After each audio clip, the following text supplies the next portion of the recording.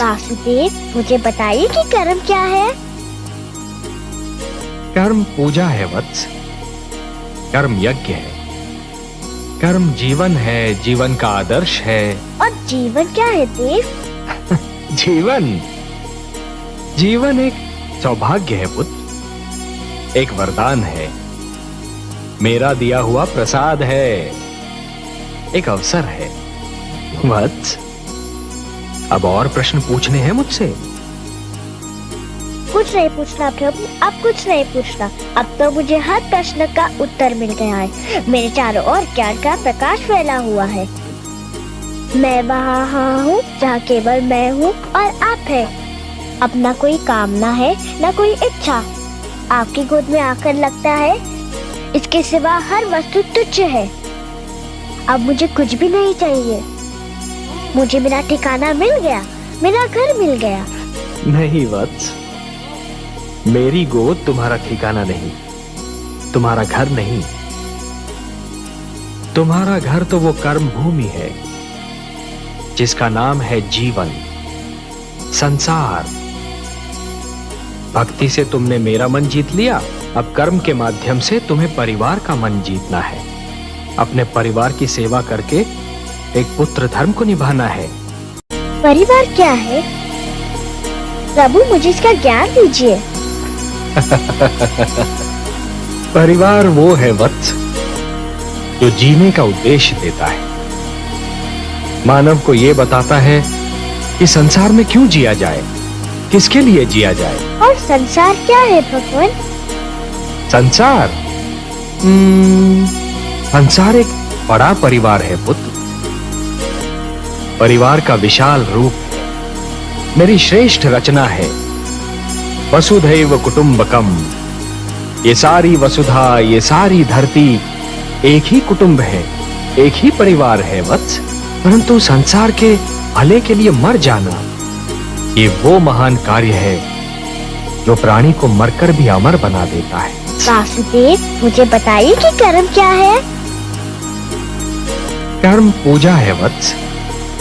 कर्म यज्ञ है। कर्म जीवन है, जीवन का आदर्श है। और जीवन क्या है देव? जीवन एक सौभाग्य है पुत्र, एक वरदान है, मेरा दिया हुआ प्रसाद है, एक अवसर है। वत्स, अब और प्रश्न पूछने हैं मुझसे? कुछ नहीं पूछना प्रभु, अब कुछ नहीं पूछना। अब तो मुझे हर प्रश्न का उत्तर मिल गया है। मेरे चारों ओर ज्ञान का प्रकाश फैला हुआ है। मैं वहाँ हूँ जहाँ केवल मैं हूँ और आप है। अब न कोई कामना है, न कोई इच्छा।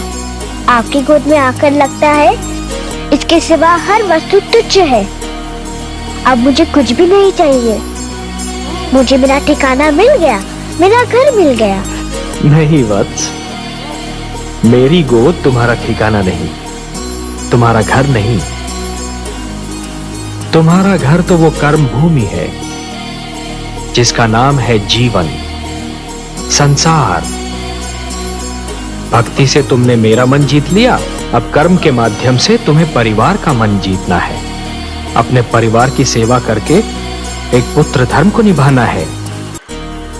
हे देवर्षि, जिस प्रकार यदि कोई व्यक्ति उधार लिए हुए धन को यदि अपनी संपत्ति मानेगा तो बहुत शीघ्र कंगाल हो जाएगा। यही तो विधि का विधान है महादेवी। जो दूसरे को दुख देकर हंसता है, होनी उसे दुख देकर 100 बार रुलाती है। इसलिए दूसरों को दुख देने से पहले इतना अवश्य सोच लेना चाहिए कि यदि इसी दुख का वज्र अपने सिर पर गिरे तो क्या होगा।